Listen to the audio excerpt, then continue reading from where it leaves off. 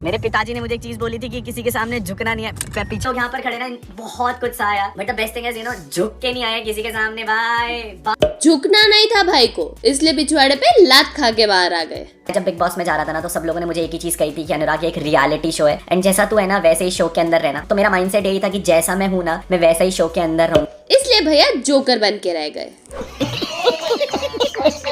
Guys, हम लोग finally hotel से चेकआउट कर चुके हैं। भैया मेरे लिए पेड़ आसमान देखना बहुत अलग चीज है यार, बहुत अलग चीज। और कुछ ऐसा ही हाल होता है जब तुम जानवरों को पिंजरे से आजाद करो। मेरे को इस मुकाम पे पहुंचाने वाला मेरा भाई है। वो ग्रंथ और वेदों में लिखा गया है ना कि जब भी राम पे बात आती है तो लक्ष्मण को आना होता है। फॉर मी मेरे भाई, तुम मेरे लक्ष्मण हो। अबे भूतनी के, वो वेद और ग्रंथ नहीं, हमारा इतिहास है। इन्फॉर्मेशन तो इनको रत्ती भर भी ना है, चले है खुद को राम और लक्ष्मण से कंपेयर करने। हे पब्लिक, की हालचाल। आज हम बात करेंगे एक ऐसे बंदे की जिसने कर दिया है बिग बॉस को एक्सपोज। ये है UK07 राइडर उर्फ बाबू भैया। मैं क्या करूं, फिर जॉब छोड़ दूं? बाबू भैया की हॉबी है दूसरों को बदनाम करके सिंपैथी लेना, चाहे वो कोई रैंडम दुकान वाला हो। तुम्हें अगर कोई फोन्स एंड कोई भी एक्सेसरीज अवेलेबल करा सकता है, वो भी इतने मस्त प्राइसेस पे, तो he is the one. Description में आपको इनका नंबर मिल। केसन कवर करके एक शॉप हो गया हरिद्वार में, ये एक नंबर का फ्रॉड है। इस बंदे ने मेरे 1.5 लाख रुपए पे लिए। वाह, क्या सही इन्फ्लुएंस कर रहे हो ऑडियंस को। काम खत्म होते ही डिफेम करना शुरू। या हो इनकी एक्स गर्लफ्रेंड। बंदी का स्टैंड ले रहा हूँ, और जो बंदे उस पर वीडियो बना रहे हैं वो उसी को जाकर के, भाई तू तो मेरा भाई है, तू तो मेरा ये है। आप सोचो कि मेरा मेंटल ब्रेकडाउन क्या होगा। मैंने कहा यार इसके लिए तो स्टैंड ले रहा हूँ मैं। हाँ तो क्या हो गया, इतने वक्त से इनका रिश्ता था और फिर ब्रेकअप हो गया। अपनी एक्स के बारे में सोशल मीडिया पे बकवास करना इज सो नॉर्मल है ना बाबू भैया।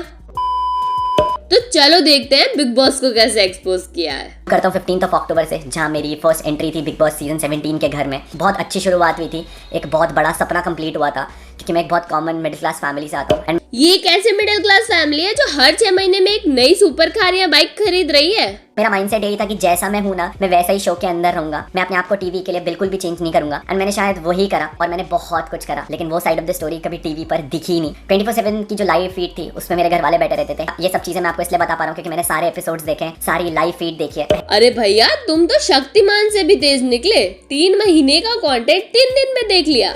अंशुलू के हफ्ते में मुझे जहाँ जो बोलना सही लगता था, मैंने वही चीजें बोली हैं। बट मुझे कहीं ना कहीं ऐसा लगता था कि इस बारी का बिग बॉस सीजन 17 बायस था। तो केवल उन्होंने उन्हीं लोगों को दिखाया जिनसे उसे, तो शो ने केवल उन्हीं लोगों को दिखाया जो उनके फेवरेट थे। और उनसे ये है भैया के पेड एडिटर्स, जिनको ना ढंग से कट डालना आ रहा है ना ही ट्रांजिशन। इससे अच्छा तो मुझसे ही करवा लेते एडिट, बची कुछ इज्जत तो रह जाती।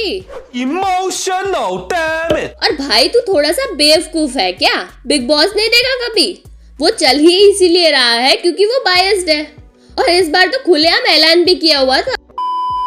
यही चीज बिग बॉस के सामने रखी है, यही चीज मैंने सलमान सर के सामने रखी कि एटलीस्ट कि प्लीज मेरी कम्युनिटी का मजाक मत बनाइए। क्योंकि ब्रोसेना के साथ ना मैं बहुत ज्यादा इमोशनली कनेक्टेड था, एंड मैंने हमेशा से सुना था कि बिग बॉस एक ऐसा घर है जहाँ पर आप अपनी इमोशंस एक्सप्रेस कर सकते हैं, अपनी बातें एक्सप्रेस कर सकते हैं। दुनिया में सिर्फ 2 स्ट्रगल स्टोरी आई है जो तुम्हारी जिंदगी के लिए बहुत इंस्पायरिंग है। एक ये महापुरुष की, और दूसरी अनन्या पांडे। जितना परेशान चल रहा था ना, मेरे को ये था यार काश मेरे घर वालों को भी बुला देते, तो मुझे कहीं ना कहीं वो मोटिवेशन मिल जाता। क्योंकि मैं हर दिन उस शो में डिप्रेस ही होता चले जा रहा था। सलमान सर मेरे से नाराज थे, बॉस मेरे को हर एक चीज पे टोक रहे थे, कहीं बिग बॉस मेरे को हर एक चीज पे टोक रहे थे। अभी भी देर ना हुई है भैया, 150 रुपए लो और इन्वेस्ट कर लो अच्छे एडिटर पे, और बच जाए तो अपने लिए दिमाग भी खरीद लेना। आप इन्फॉर्मेशन मिली तो मुझे तो यही लग रहा था कि यार मैंने बहुत गलत काम कर दिया उस शो में, एंड मैं बहुत ज्यादा डिप्रेस हो गया था ये चीज सुन करके। जैसे वो नॉमिनेशन का टास्क खत्म हुआ, मैं बाथरूम में जाकर के 2-2.5 घंटा रोता, पानी का टैप चला करके, ताकि माइक पे आवाज ना जाए, किसी को पता ना चले कि मैं घर के अंदर रो रहा हूँ। घर के अंदर भैया लोगों को बताना नहीं चाहते थे कि वो रो रहे हैं, इसलिए बाहर आते ही यूट्यूब पे रोने लग गए। हक दिया। इसलिए सच्चाई तो ये थी कि बिग बॉस ने मेरे घर वालों को कभी कांटेक्ट करा ही नहीं था मेरे से मिलने के लिए। उन्होंने मेरे घर वालों को ये बोला था कि आप सलमान खान से ये क्वेश्चन करो कि आप अनुराग को क्यों टारगेट कर रहे हो, एंड ब्रोसेना के कुछ मेंबर लेकर के आओ और आप उनसे क्वेश्चन सलमान सर से कराओ कि आप अनुराग को क्यों टारगेट करवा रहे हो। अभी तो बोला कांटेक्ट ही नहीं किया, तो ये सब किसने बोला? ढंग से स्क्रिप्ट तो लिख लेता। तेरी सैड स्टोरी में प्लॉट होल्स दिख रहे हैं ऑडियंस को। सब कुछ अच्छा चल रहा था जीवन में, बट आज एक ऐसे पॉइंट पर था कि ना ही मेरे माँ बाप मेरे से मिलने आए। ऐसा लग रहा था कि बस दुनिया में ना अकेला पड़ चुका हूँ। इसके बाद ना मैं हिम्मत हार चुका था सच्ची में, एंड मैंने वॉलंटरी एग्जिट लेने का डिसाइड करा, जहाँ पर मैं अपनी मेहनत के 2 करोड़ रुपए देकर के शो से बाहर निकलना चाहता था। केवल अच्छी शुरुआत हुई थी, एक बहुत बड़ा सपना कंप्लीट हुआ था, क्योंकि मैं एक बहुत कॉमन मिडिल क्लास फैमिली से आता हूँ, एंड कि जो 2 करोड़ रुपए कमाए थे ना, जितनी कमाई थी, सब दांव पे लगाने के लिए मैंने एक चीज़ बोली कि बिग बॉस मुझे बस घर भेज दो। भाड़ में गए शो, मेरे लिए मेरे माँ बाप इंपॉर्टेंट है, मेरे लिए मेरी रेपुटेशन और मेरी ब्रोसेना इंपॉर्टेंट है, उनकी इज्जत इंपॉर्टेंट है, क्योंकि हाँ, इतनी इम्पोर्टेंट है कि नेशनल टेलीविजन पे डुबा है। उस वीकेंड के बारे में ना करण सर ने ना पूरे घर वालों से, दिमाग के घर वालों से पूछा कि इस पूरे घर में ऐसा वो कौन इंसान है जिसने शो की रिस्पेक्ट नहीं करी, कि वो कौन सा इंसान है जो शो पर स्टे करना डिजर्व नहीं करता। एंड आपसी सहमति से सब लोगों ने ना मेरा नाम लिया। मुझे उस एक्टिविटी के पीछे खड़ा करा गया, हाथ में एक बोर्ड दिया गया मेरे हाथ में जिसपे वॉक ऑफ शेम लिखा गया था। घर के 3 लोग एक इधर और एक इधर खड़े करे गए। करण सर ने मेरे को पीछे खड़ा करा एंड मेरे को बोला कि अब ये वॉक ऑफ शेम करो। तो मना कर देते एक्टिविटी करने को, या वो भी करने की हिम्मत नहीं थी। आज तक बिग बॉस की हिस्ट्री में कुछ ऐसे भी कंटेस्टेंट्स रहे हैं जिन्होंने ना कह के पूरी एक्टिविटी को कैंसिल करवाया है। खैर, अगर ये तुम्हारे साथ एक्चुअली हुआ है ब्रो तो आई एम सॉरी, बट तुम्हें अपनी सेल्फ रिस्पेक्ट के लिए स्टैंड लेना चाहिए था। इतना ही नहीं, आप लोगों को याद होगा एक ईशा वाला टास्क हुआ था यूट्यूब वर्सेस सेलिब्रिटी में, जिस टास्क को मैं जीत गया था। एंड उस टास्क को जीतने के बाद ना बिग बॉस ने मेरे से उठक बैठक लगवाए थे शो के अंदर। वो अबे तो अभी क्यों कर रहा है, सीधे बैठ के भी तो बोल सकता है, या फिर आदत पड़ चुकी है बेइज्जती की। के बाद भारती और हर्ष के रिक्वेस्ट के बाद मेरे घर वालों की वीडियो दिखाई गई। पहले तो मेरे से ये झूठ बोला गया कि आपके घर वालों ने वीडियो नहीं भेजी। एक इंसान जो इतना सब चीजों से गुजर चुका था उसको ये बोलना कि आपके घर वालों ने वीडियो नहीं भेजी, मुझे से लग रहा था यार क्या ही कर दिया मैंने कि मेरे घर वाले ना मुझसे मिलने आए ना मेरे लिए वीडियो भेजी। फिर उसके बाद दूसरा झूठ ये बोला गया कि वीडियो आई थी और वो करप्ट हो गई। मैं ना उस चेयर पे बैठ करके बस यही सोचता जा रहा था कि क्यों मेरे घर वालों ने क्यों मेरे घर वाले, मेरे माँ बाप मेरे साथ ये चीज कर रहे हैं। फाइल करप्ट होने पे भी ये अपने घर वालों को ब्लेम कर रहा है। शाबाश बेटा। मैंने अपनी मम्मा को देख लिया था तो कहीं ना कहीं मेरे अंदर वो उम्मीद जागी। मैंने वापस लड़ना शुरू करा, मैंने बोलना शुरू करा। एंड बाहर आकर के मुझे पता लगा कि स्टार्टिंग का जो ये वक्त था, जिन चीजों से मैं गुजरा था एंड उन चीजों के कारण मैं जिस जोन में पहुंचा था एंड मैं क्यों पहुंचा था वो कभी चीजें दिखाई नहीं गई। बट जब मैंने लड़ना शुरू करा, बाहर की दुनिया को दिखना शुरू हुआ कि मेरा गेम अब स्ट्रांग हो रहा है। मैं रोज बाथरूम में जाकर के 1 घंटा रो करके आता था, बट बाहर दुनिया को दिखाता था कि मैं तुमसे लड़ने के लिए तैयार हूँ। भाई साहब, सिंपैथी लेने में अच्छी खासी बंदियां फेल कर दी इसने। भाई माना तेरे साथ ये सब बहुत गलत हो रहा था तो स्टैंड क्यों नहीं लिया, और वॉलेंटरी एग्जिट वो क्यों कैंसिल की ये तो तुमने बताया ही नहीं।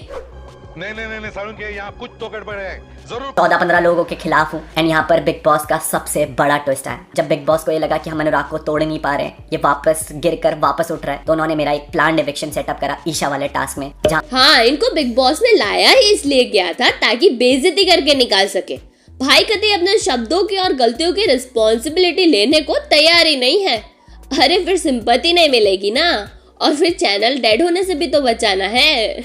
जोर से बोल के लोगों को स्कीमें बता दे। मेरा इविक्शन हो रहा था ना तो मुझे बहुत बुरा लग रहा था यार कि मैं शो के इतने एंड तक आकर के वो ट्रॉफी नहीं जीत पाया। बट जब मैं उस घर से बाहर निकला तो मुझे इस चीज का रियलाइजेशन हुआ कि बाबू भैया आप वो ट्रॉफी नहीं जीत पाए, लेकिन आप बाहर आकर के पूरे इंडिया का दिल जीत चुके हो। खैर, ऑडियंस से इतना प्यार मिलने के बाद भी भैया को और सिंपैथी चाहिए थी, हेंस दिस वीडियो। और एक डिस्ट्रैक्ट भी है बिग बॉस पे, बिग बॉस टाइटल में लिख के। आज जोगिंदर के लिए दिल में इज्जत बढ़ गई, एटलीस्ट उसको डिस्ट्रैक्ट का मतलब तो पता है।